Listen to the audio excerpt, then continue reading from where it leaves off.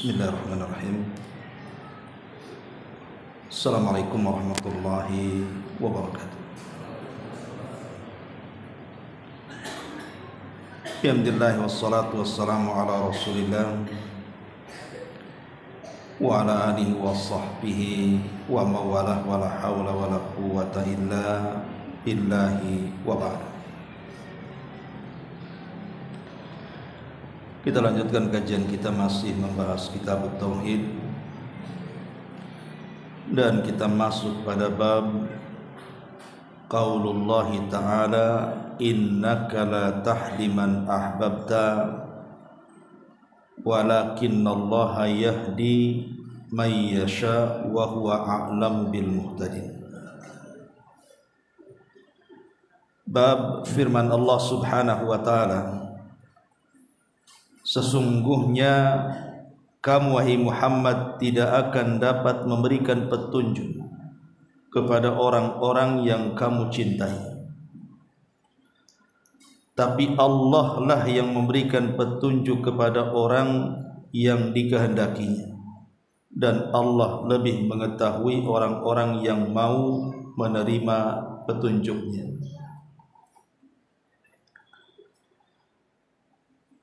Ma'asyiral muslimin wal muslimat rahimani wa rahimakumullah. Bab ini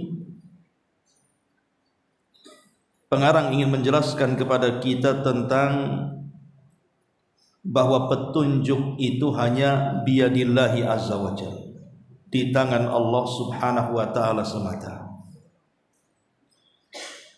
Karena setinggi apapun derajat Rasul di sisi Allah Subhanahu wa ta'ala, bahkan dia adalah penutup para nabi dan bagian daripada ulul azmi minar rusul, pun tidak sanggup memberikan hidayah kepada orang yang dicintainya. Macam mana pula memberikan hidayah kepada orang yang tidak dicintainya? Kalau sekelas Nabi SAW saja tidak sanggup berikan hidayah kepada orang yang ia cintai, macam mana pula kita? Makanya di sini kemudian pengarang membuat bab firman Allah Subhanahu wa ta'ala, innaka la tahdi man ahbabta walakinallaha yahdi man yasha. Sesungguhnya kamu tidak akan dapat memberi petunjuk kepada orang yang kau cintai, tapi Allah lah yang memberikan petunjuk kepada orang yang dikehendakinya. Kemudian beliau menyebutkan satu riwayat, wa fi sahihi an ibnil musayyib an abi, dan disebutkan dalam as-sahih dari Ibn Musayyib dari bapaknya, dia mengatakan, lamma hadarat Aba Talib al-wafatu, lamma hadarat Aba Talib al-wafatu, ja'ahu Rasulullah sallallahu alaihi wasallam wa indahu Abdullah ibnu Abi Umayyah wa Abu Jahlin. Faqala lahu ya ammi qul la ilaha illallah kalimatun uhajju laka biha indallah. Faqala lahu atarghabu am millati Abdul Muttalib. Fa'adaha alaihi an-nabiy sallallahu alaihi wasallam fa'ada. Fakana akhiru ma qala huwa ala millati Abdul Muttalib. Fa'aba an yaqula la ilaha illallah. Faqala an-nabiy sallallahu alaihi wasallam la astaghfiranna lak ma lam unha anka. Fa anzalallahu azza wa jalla ma kana lin-nabi wal ladzina amanu an yastaghfiru lil musyrikeen walau kanu ulil qurba. Wa anzalallahu fi Abi Talib innaka la tahdi man ahbabta walakinallaha yahdi man yasha wa huwa a'lamu bil muhtadin. Tatkala kematian menghampiri Abu Talib, maka Nabi SAW datang kemudian duduk di samping pamannya Abu Talib. Tapi di samping sisi lain terdapat Abdullah ibn Abi Umayyah dan juga Abu Jahal. Maka Nabi SAW kemudian mentalkin pamannya Abu Talib dan mengatakan, wahai pamanku, katakan la ilaha illallah.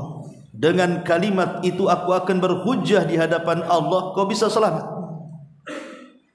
Tetapi kedua musyrik ini, Abdullah ibn Abi Umayyah dan Abu Jahal, tiba-tiba membisikkan di telinga Abu Talib, apakah engkau membenci agama moyangmu Abdul Muttalib?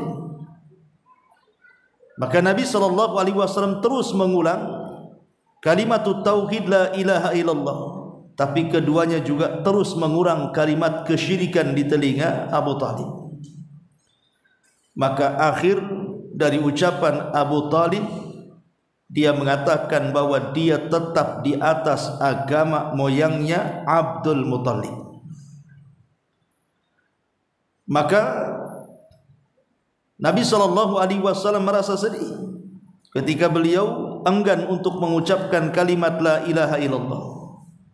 Maka Rasul pun kemudian berjanji akan memintakan ampun akan dosa-dosa Abu Talib, dan dia mengatakan, la astaghfiranna lak ma lam unha anka. Sungguh saya akan memintakan ampun kepada Allah untuk dosa-dosamu selama aku tidak dilarang. Tetapi Allah Subhanahu wa taala turunkan ayat, tidak layak bagi seorang nabi dan tidak layak bagi orang-orang yang beriman untuk memintakan ampun akan dosa-dosa orang-orang musyrik sekalipun mereka adalah kerabat dekat kalian, walau kanu ulil qurba. Kemudian Allah Subhanahu wa taala juga turunkan ayat bicara tentang Abu Talib. Sesungguhnya engkau wahai Muhammad tidak akan mampu memberikan hidayah kepada orang yang kau cintai, karena Allah lah yang memberikan hidayah kepada yang siapa yang dikehendaki, dan Allah tahu siapa orang-orang yang layak menerima petunjuk itu. Ma'asyiral muslimin wal muslimat rahimani wa rahimakumullah. Kita tahu bahwa ketika Nabi SAW diutus menjadi Nabi dan Rasul,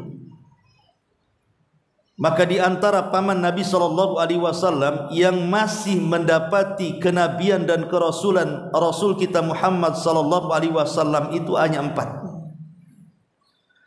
Pertama Abu Lahab, kemudian Abu Talib, kemudian Hamzah, kemudian Abbas. Itulah paman Nabi SAW yang hidup sampai Rasul diutus menjadi Nabi. Tetapi dari 4 pamannya ini terbagi menjadi 3 kelompok. Kelompok yang pertama, mereka beriman kepada Nabi SAW, bahkan baik keislamannya, bahkan menolong Islam dan berjasa dalam Islam. Keduanya adalah Hamzah Asadullah dan juga Abbas paman beliau sallallahu alaihi wasallam. Kemudian yang kedua, ada paman beliau tidak memusuhinya, tapi juga tidak masuk dalam Islam, tapi berusaha keras untuk menolong Nabi sallallahu alaihi wasallam dengan seluruh daya upayanya, baik waktunya, tenaganya, biayanya. Tapi Allah takdirkan tidak dapat hidayah. Itulah Abu Talib. Dan yang ketiga, justru menolak dakwah Rasul, bahkan menjadi penentang Rasul, bahkan menjadi orang yang pertama kali memusuhi Rasul. Itulah Abu Lahab, yang turun padanya surah Tabbat Yada Abi Lahab wa Tab. Ma'asyiral muslimin wal muslimat rahimani wa rahimakumullah. Adapun kematian Abu Talib, kita tahu bahwa usaha dan upaya orang-orang Quraisy itu untuk menjaga dakwah Nabi SAW itu dengan berbagai macam cara, baik dengan cara lembut, baik dengan cara kasar, baik dengan cara dialog, ataupun penekanan, intimidasi, bahkan pengancaman, macam-macam, untuk supaya dakwah Rasul terhenti. Tetapi Rasul memiliki keteguhan hati dan istiqomah dalam dakwah. sehingga diganggu macam manapun dia tetap berdakwah ilallah. Sampai satu hari orang-orang musyrik itu datang kepada Abu Talib dan mengatakan, ya Aba Talib, inna ibna akhi qad sabba alihatina wa saffaha ahlamana wa farraqa jama'atana. Wahai Aba Talib, lihat anak saudaramu itu, maksudnya Muhammad sallallahu alaihi wasallam, nabi kita. Dia sudah mencela Tuhan-Tuhan kami, sudah membodoh-bodohkan agama kami, sudah memporak-porandakan barisan kami. Kalau engkau tidak menghentikannya, kami yang akan menghentikannya. Artinya mereka tidak mampu untuk menyentuh Rasul karena di tengah mereka ada Abu Talib. Dan Abu Talib itu Sayyidul Batha, pemimpin Arab yang sangat disegani. Maka Abu Talib pun kemudian datang kepada Rasul keesokan harinya dan mengatakan, ya ibna akhi, wahai anak saudaraku, orang-orang musyrik sudah datang kepadaku mengancam. Mereka akan melakukan ini dan itu jikalau engkau terus melakukan dakwahmu. Sebaiknya berhentilah sesaat dalam berdakwah supaya emosi mereka teredam. Tapi Nabi SAW mengatakan di hadapan Abu Talib, tentunya ala dha'fir riwayah, karena riwayat ini memang dilemahkan para ulama, tetapi masyhur dicatat dalam kitab-kitab sejarah. Kata Nabi SAW, ya ammi, law wada'u syamsa fi yamini wal qamara fi shimali, wallahi ma taraktu hadzal amra. Wahai pamanku, sekiranya mereka para pembesar musyrikun itu datang kepadaku membawa matahari, kemudian memaksa meletakkan matahari itu di tangan kananku, kemudian datang membawa bulan dan memaksa bulan itu diletakkan di tangan kiriku agar aku meninggalkan dakwah ini, wallahi demi Allah, kata Rasul, aku tidak mungkin meninggalkan dakwah ini. Melihat keteguhan Rasul, maka Abu Talib mengatakan kepada Nabi SAW, kalau itu yang kau mau, qul ma syi'ta, atau if'al ma syi'ta wa qul ma ahbabta, katakan sesukamu, lakukan apa yang kau kehendaki, aku siap membelamu. Itulah ucapan Abu Talib.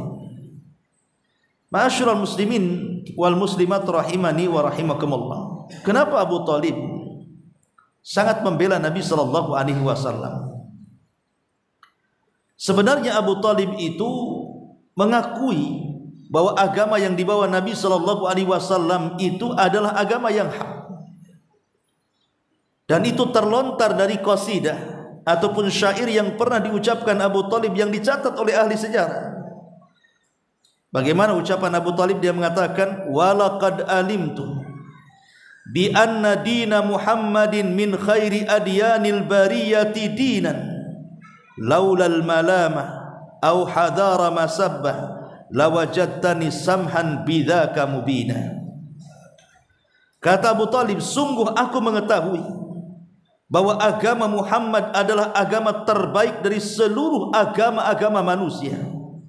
Kalaulah bukan karena celaan dan menghindari aib, maka kalian akan mendapatkan aku dalam petunjuk yang dibawa Muhammad sallallahu alaihi wasallam. Ini ucapan Abu Talib. Artinya Abu Talib itu sebenarnya membenarkan agama Rasul. Dia yakin tidak ada agama yang lebih baik dibandingkan agama yang dibawa Nabi. Lalu kenapa Abu Talib tidak mau mengikuti ajaran Nabi? Tidak seperti Hamzah dan juga Abbas yang masuk Islam sebelumnya. Maka alasannya Abu Talib mengatakan, laulal malamata au hadar masyabbah. Dia mengatakan, karena kalau bukan karena celaan kaumku, atau kalau bukan karena aibku, nanti masyarakat akan mengatakan ini itu, tentu aku akan masuk ke dalam agama Muhammad itu. Jadi yang menghalangi hidayah masuknya Islam Abu Talib itu karena takut celaan kaumnya. Subhanallah. Dan ini banyak terjadi apa yang terjadi dengan Abu Talib itu. Banyak orang-orang yang tidak sanggup menyampaikan kebenaran karena terpikir dengan keluarganya, terpikir dengan kaumnya. Nanti kalau saya sampaikan akan terjadi perpecahan, akan terjadi keretakan. Nanti apa kata dunia, apa kata orang? Akhirnya tak jadi menyampaikan kebenaran. Lah itu penghalang hidayah sebenarnya. Ketika orang kemudian takut celaan manusia, maka selamanya dia tidak mungkin menampakkan al-haq dan juga mendakwahkan al-haq. Selamanya. Karena itu yang menghalangi hidayah masuk ke dalam tubuhnya Abu Thalib. Dia mengakui agama Rasul, agama yang hak, tapi tidak mau masuk karena takut celaan manusia. Ma'asyiral muslimin yang dimuliakan Allah Azza wa Jalla, ketika kondisi sangat jengkel sekali orang-orang musyrik itu dengan berbagai macam upaya sampai kepada tanazul, mereka sudah mulai melemah lembutkan diri untuk menghentikan dakwah Rasul. Datang mereka kepada Rasul dan mengatakan, sudah gini saja, bagaimana kalau seandainya kami menyembah Tuhanmu 1 tahun, tahun depan kau sembah kami, Tuhan kami 1 tahun. Macam mana menurutmu? Tahun ini kami siap sembah Tuhanmu Allah, tapi tahun depan kau juga sembah Tuhan kami Lata, Uzza, Manat, Khubal, dan begitu seterusnya. Cincai-cincai sajalah bahasanya. Tetapi Rasul diam. Yang menjawab siapa? Allah yang menjawab. Qul ya ayyuhal kafirun la a'budu ma ta'budun wala antum 'abiduna ma a'bud wala antum 'abiduna ma 'abadtum. Jadi turun surah Al-Kafirun menyatakan bahwa tidak mungkin, mustahil, kalau aku harus menyembah Tuhan yang kalian sembah, begitu juga kalian mustahil menyembah Tuhan yang aku sembah. Di ujung ayat Allah mengatakan, sudah lakum dinukum waliyadin. Urus keyakinan kalian dengan keyakinannya, dan kami pun akan mengurus keyakinan kami dengan keyakinannya. Ketika kemudian mereka semakin jengkel, maka mereka datang kepada Abu Thalib untuk segera menyerahkan Nabi. Serahkan Muhammad, kami akan bunuh dia. Tapi Abu Thalib justru melindungi Nabi SAW dan mengajak kabilahnya untuk melindungi Nabi, baik yang mukmin atau yang kafir. Karena kita tahu bahwa kebiasaan orang-orang Arab di zaman itu adalah memiliki semangat hamiyatul jahiliyah, fanatik kabilah, fanatik suku itu luar biasa. Akhirnya karena kemudian Nabi SAW dibela oleh Bani Abdul Muttalib, Bani Hashim, kemudian juga Bani Muttalib. Dua kabilah ini membela Rasul SAW. Maka kabilah-kabilah yang lainnya sepakat untuk memboikot. Jadi Abu Jahal menyerukan untuk semua kabilah, 18 kabilah lebih, membuat pemboikotan total kepada Bani Hashim dan Bani Muttalib, untuk tidak bicara dengan mereka, untuk tidak menikah dengan wanita mereka, untuk tidak berjual beli mereka, untuk tidak mengantar makanan kepada mereka, biarkan mereka kelaparan. Betul-betul diboikot. Dan subhanallah, pemboikotan ini sungguh menyesakkan dada Nabi. Bagaimanapun pemboikotan ini menyengsarakan Bani Hashim dan Muttalib, sehingga karena tidak ada pasokan makanan dan mereka pun tidak memiliki akses untuk membeli makanan, akhirnya kelaparan. Sampai di antara mereka ada yang memakan dedaunan dan akar-akaran, dan banyak yang meninggal dunia karena pemboikotan ini. Disinilah harta Khadijah bintu Khuwailid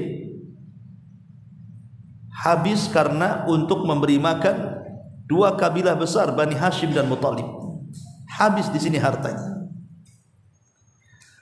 Nah, setelah kemudian pemboikotan ini berjalan selama 3 tahun, maka kemudian mulailah ada riak-riak ketidaksepahaman antar tokoh-tokoh musyrik satu dengan yang lainnya, yang dimulai dengan Abul Bukhturi. Dia memang orang musyrik, tetapi dia tidak setuju dengan pemboikotan ini. Makanya kemudian dia mengajak Mut'im ibn Adi dan beberapa tokoh musyrik untuk menentang Abu Jahal. Bahwa ini tidak boleh, ini zalim. Mereka saudara kita juga, kenapa kemudian dibiarkan kelaparan, kita hidup senang di sini? Tapi Abu Jahal kekeh dengan pendapatnya untuk tidak mencopot surat pemboikotan yang terpampang di dalam Ka'bah itu. Tapi kemudian setelah peristiwa itu tiba-tiba datang Abu Talib memberitahu Abu Jahal dan orang-orang musyrik bahwa kertas yang dipampang di dalam Ka'bah itu yang merupakan bulir-bulir kesepakatan tentang pemboikotan semua sudah hancur dimakan raya kecuali satu tulisan Allahumma, itu saja. Abu Jahal tidak percaya. Akhirnya dibongkarlah kemudian pintu Ka'bah, masuk, memang betul-betul surat itu sudah nggak ada lagi. Perjanjian itu sudah habis dimakan raya. Berarti sesuai dengan kesepakatan selama masih menggantung maka selama itu terjadi pemboikotan. Ketika itu sudah hancur maka hilanglah pemboikotan. 3 tahun. Lah selama 3 tahun inilah Abu Talib kemudian sering sakit-sakitan. Maka beberapa bulan setelah peristiwa selesainya pemboikotan inilah Abu Talib jatuh sakit. Begitu juga Khadijah bintu Khuwailid juga jatuh sakit. Karena dua manusia mulia ini meninggal di tahun yang sama. Makanya kemudian tahunnya disebut Amul Hazni, tahun kesedihan. Nah di sini pengarang menceritakan tentang wafatnya Abu Talib. Jadi ketika Abu Talib itu menjelang ajalnya, maka Nabi SAW sebagai bentuk ingin berbuat baik kepada pamannya yang selama ini sudah mendidiknya, yang selama ini sudah memberikan makanan, minuman, pakaian kepadanya sampai merawatnya sedari kecil sampai dia dewasa, sampai menikah, dinikahkan juga dengan Abu Talib, sampai menjadi Nabi dan Rasul pun diperjuangkan oleh Abu Talib, sehingga kebaikan yang banyak inilah tidak mungkin tidak dibalas Nabi. Nabi ingin membalas Abu Talib dengan cara apa? Dimasukkan ia ke dalam agamanya supaya dia mendapatkan nikmat besar di surga. Makanya Nabi SAW mendatangi Abu Talib yang sedang sakaratul maut itu.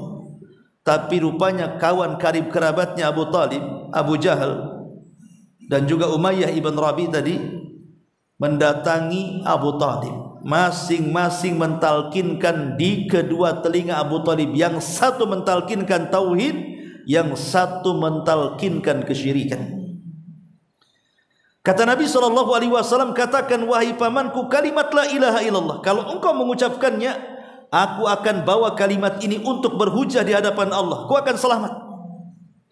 Tetapi Abu Jahal dan Umayyah ibn Rabi terus mentalkinkan juga, mengingatkan kepada Abu Talib, apakah engkau akan mengucapkan kalimat itu wahai Abu Talib? Dan engkau membenci agama moyangmu Abdul Muttalib? Maka Rasul terus mengulang kalimat tauhid dan Abu Jahal pun terus mengulang kalimat itu. Sampai akhirnya Abu Talib terkadang melirik Rasul, terkadang melirik Abu Jahal. Akhirnya terakhir Abu Talib hanya mengatakan, aku tetap istiqomah dengan agama nenek moyangku Abdul Muttalib, kemudian meninggal. Itulah ucapan yang terakhir diucapkan oleh Abu Talib.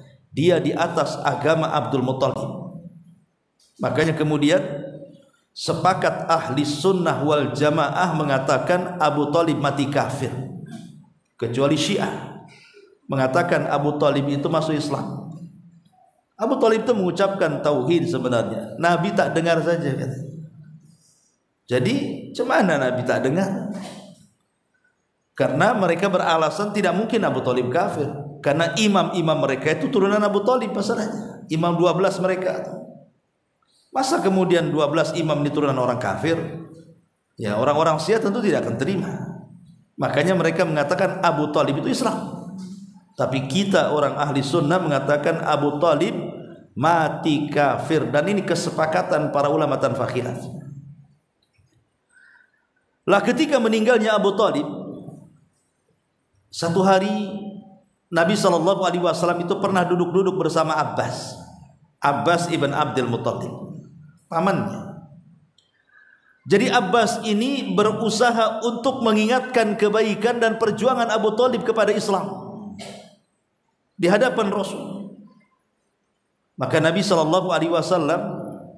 kemudian mengatakan, ya Abbas, harusnya Abu Talib itu dia dimasukkan ke dalam neraka, nerakanya paling dalam sendiri itu harusnya. Tetapi Karenaku, kata Nabi SAW, Allah pindahkan neraka yang paling rendah ke neraka yang paling tinggi di atas. Hanya satu tumit saja neraka itu. Harusnya dia neraka yang paling rendah diangkat ke atas, kemudian diringankan azabnya, nerakanya hanya sampai mata kaki saja. Tapi Rasul mengatakan walaupun nerakanya sampai mata kaki, tapi cukup mendidihkan ubun-ubunnya. Itulah satu-satunya orang kafir yang mendapatkan syafaat. Makanya kalau kita bicara tentang akidah Ahlussunnah wal Jamaah, dalam bab syafaat itu namanya ada syafaatul khas, namanya syafaat khusus. Walaupun syafaat khusus ini maksudnya syafaat khusus kepada Abu Thalib ditentang oleh sebagian ulama yang lainnya dan mengatakan bahwa itu bukan syafaat. Ya, mungkin diringankan saja azabnya, sebab syafaat itu adalah pertolongan dari Allah Subhanahu wa taala yang mengeluarkan orang itu dari neraka. Tapi Abu Thalib kan tidak keluar dari neraka, cuma diringankan saja. Tapi sebagian ulama akidah mengatakan itulah syafaat khusus. Syafaat khusus bagi Nabi SAW meminta kepada Allah agar meringankan azab Abu Thalib, dan Allah kabulkan. Yang harusnya Abu Thalib itu berada di neraka yang paling bawah, kemudian diangkat dan diletakkan neraka yang hanya satu mata kaki saja itu tingginya neraka itu, atau dengan istilah sandalnya neraka. Jadi syafaat khusus satu-satunya orang kafir yang diringankan azabnya adalah Abu Thalib karena jasanya yang luar biasa. Tapi di sini Allah Subhanahu wa taala mengatakan, innaka la tahdi man ahbabta walakinnallaha yahdi man yasha. Hai Muhammad, sesungguhnya engkau tidak akan sanggup memberikan hidayah kepada orang yang kau cintai. Tidak syak lagi, Nabi SAW adalah orang yang paling mencintai Abu Thalib, ya, karena jasa-jasanya. Tapi apakah cintanya Nabi SAW kepada Abu Thalib itu cinta syar'i? Tentu tidak. Karena cinta syar'i ini tidak boleh diberikan kecuali kepada orang yang beriman, sementara Abu Thalib kafir. Dan Allah katakan, la tajidu qauman yu'minuna billahi wal yaumil akhir yuwaduna man hadallaha wa rasulah. Engkau tidak akan dapat sebuah kaum yang mereka beriman kepada Allah dan hari akhir, mereka saling mencintai sesama mereka kepada orang yang memusuhi Allah dan Rasulnya. Mustahil. Kecintaan syar'i ini diberikan Rasul kepada Abu Thalib. Kenapa? Karena Abu Thalib bukan mukmin. Lalu apa maksudnya innaka la tahdi man ahbabta di sini? Bahwa engkau tidak mungkin memberikan hidayah kepada orang yang kau cintai. Maksudnya cinta di sini, cinta kan macam-macam.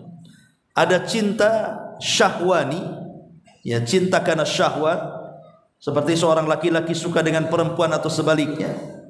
Ada cinta tabi'i, cinta tabiat. Ya, namanya ada orang tua sayang dengan anaknya, kita sayang dengan keluarga kita, anak sayang dengan orang tua, itu tabiat namanya.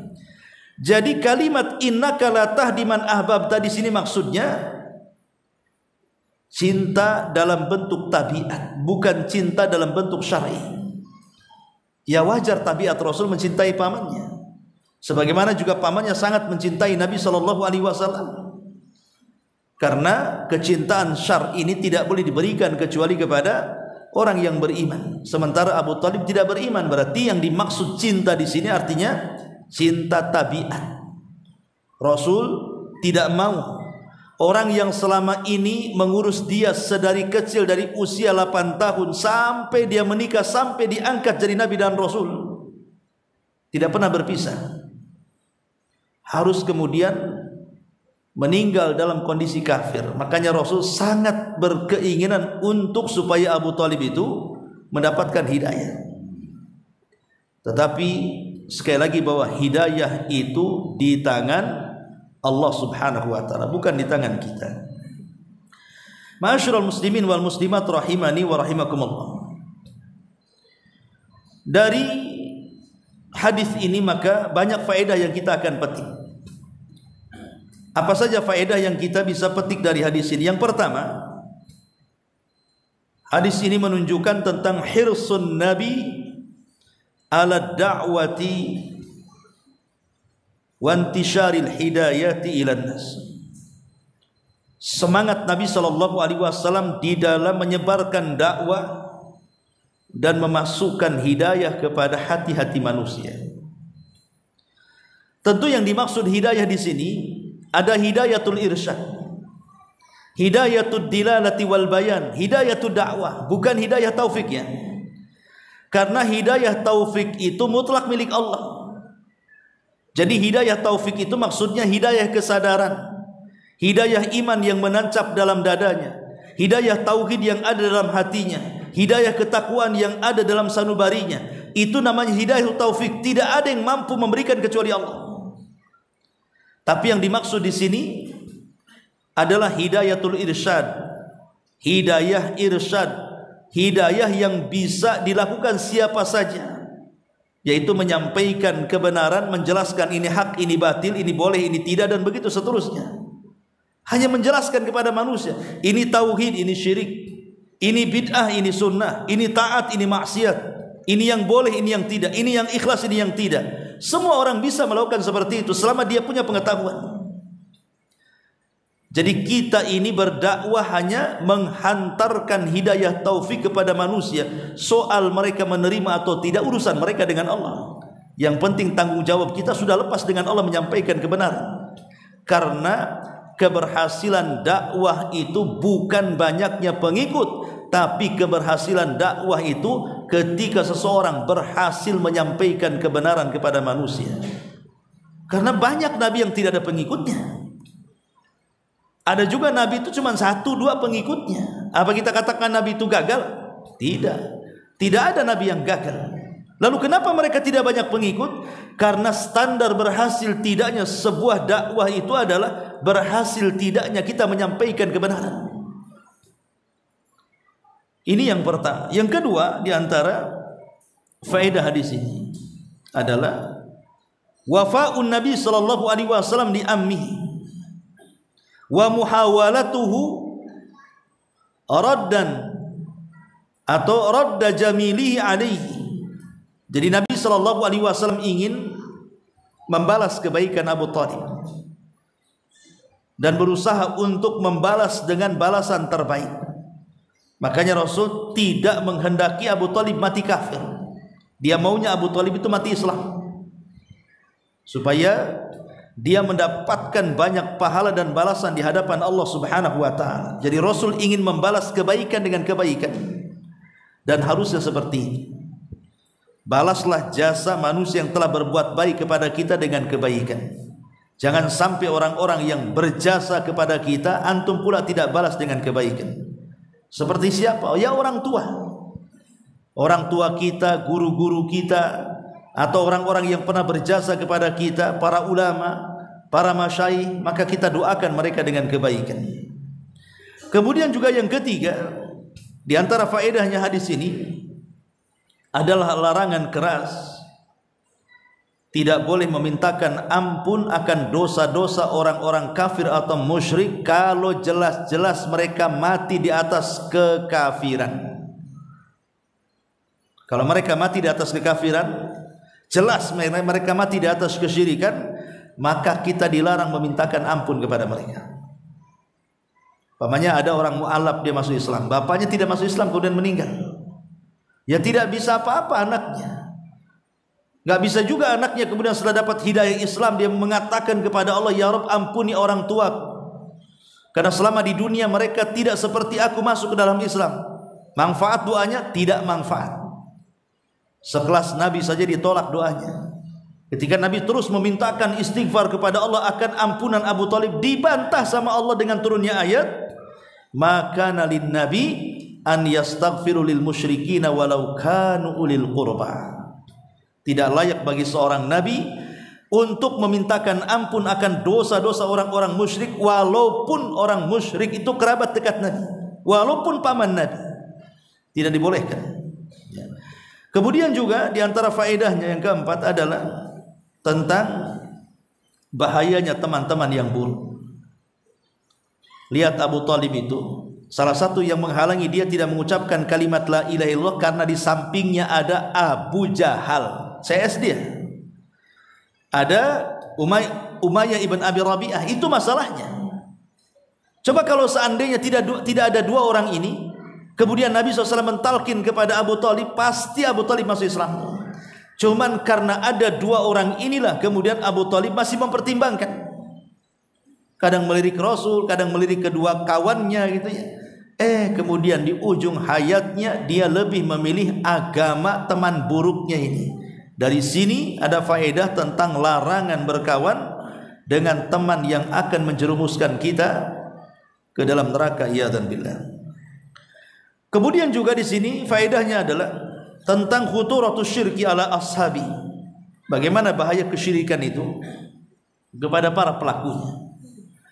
Karena sebaik apapun Abu Talib kepada Rasul, yang sudah mencurahkan tenaganya, waktunya, bahkan membesarkan Rasul sedari kecil sampai kemudian dewasa, sampai menikah, sampai diangkat jadi nabi, rupanya tidak ada kebaikan Abu Talib yang dianggap oleh Allah Azza wa Jalla. Kok bisa? Ya, karena Abu Talib mati di atas kekafiran, kesyirikan, itu masalahnya. Wa qadimna ila ma amilu min amalin faja'alnahu haba'an mansura. Ketika kami tampakkan pahala orang-orang kafir yang segunung itu, tiba-tiba kami hempaskan semuanya sehingga tidak tersisa di hadapannya.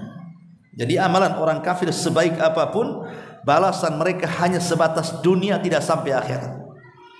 Artinya kalau orang kafir sedekah, ya nanti Allah akan ganti di dunia. Boleh jadi dengan ditambah hartanya, mungkin disehatkan badannya, diluaskan rizkinya, ya hanya sebatas dunia saja. Jadi kebaikan orang kafir itu balasannya di dunia saja, dia tidak akan sampai ke akhirat. Hanya orang-orang yang beriman yang balasannya bukan hanya dunia, tapi sampai ke akhirat. Makanya hati-hati jangan meninggal di atas kesyirikan ya. Kemudian juga anna man mata 'alal kufri la yajuz at-tarahum 'alaihi walal istighfar. Bahwa yang meninggal di atas kekafiran atau kesyirikan, maka tidak boleh kita at-tarahum, berdoa dengan meminta kepada Allah agar dia diberikan rahmat, ataupun istighfar, meminta agar dosa-dosa dia diampuni. Dan ini haram berdasarkan ijma para ulama, tidak boleh. Tapi kalau dia masih hidup, maka kita doakan tentang hidayah dia. Kemudian juga kesyirikan itulah tanfa'u mahau ta'atuh. Kesyirikan itu tidak akan bermanfaat bersamanya ketaatan apapun apabila dia meninggal menghadap Allah Subhanahu wa taala.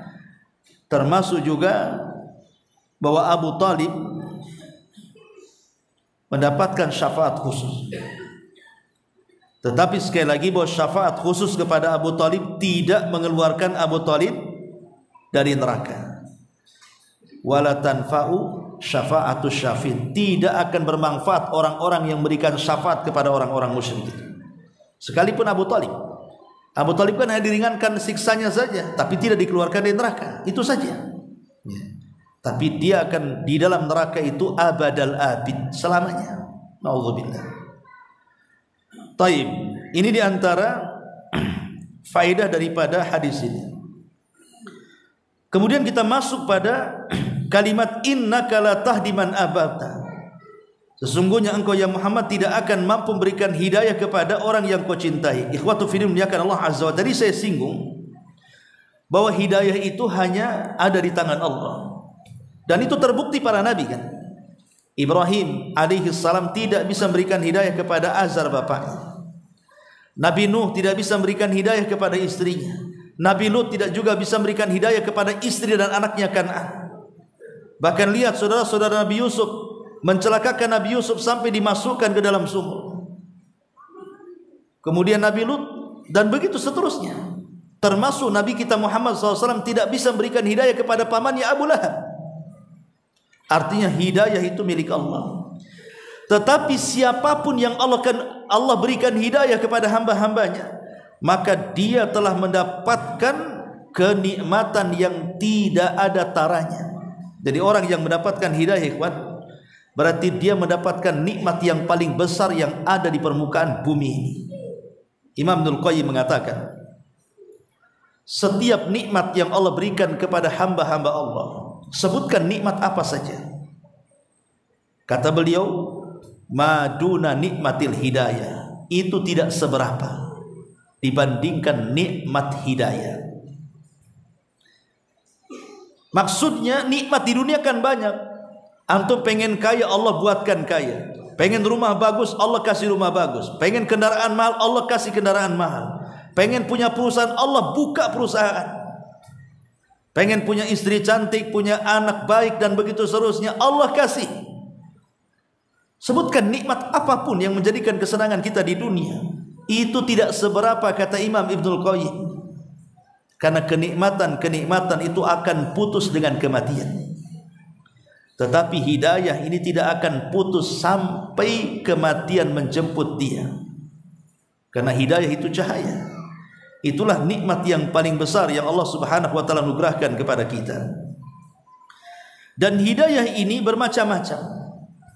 Jadi kalau Allah Subhanahu wa taala memberikan hidayah kepada kita, maka Allah Subhanahu wa taala akan membangkitkan semangat kepada kita untuk mudah mengamalkan amal baik, amal soleh.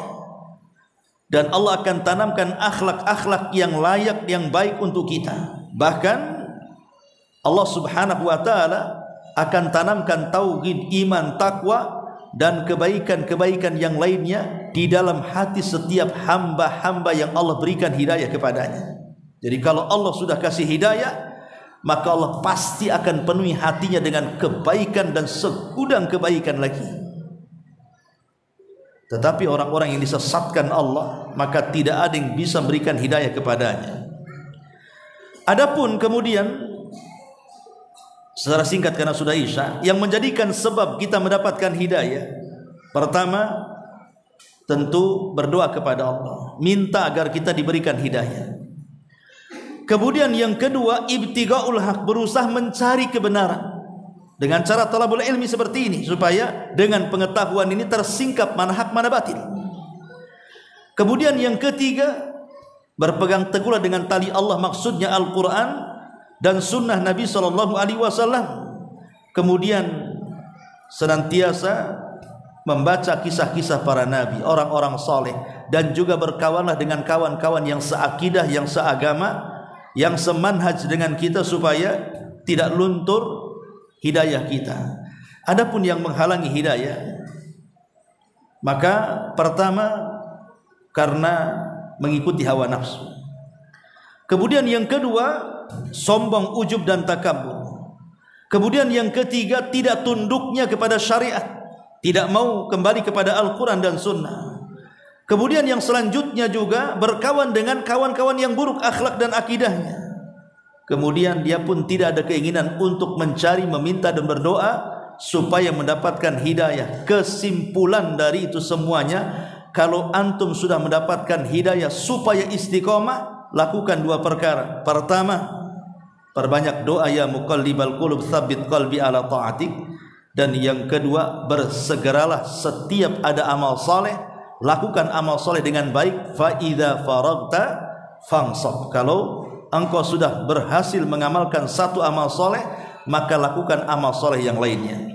Wallahu a'lam bishawab. Subhanaka wa bihamdika asyhadu an la ilaha illa anta astaghfiruka wa atubu ilaik. Allahu ta'ala. Assalamualaikum warahmatullahi wabarakatuh.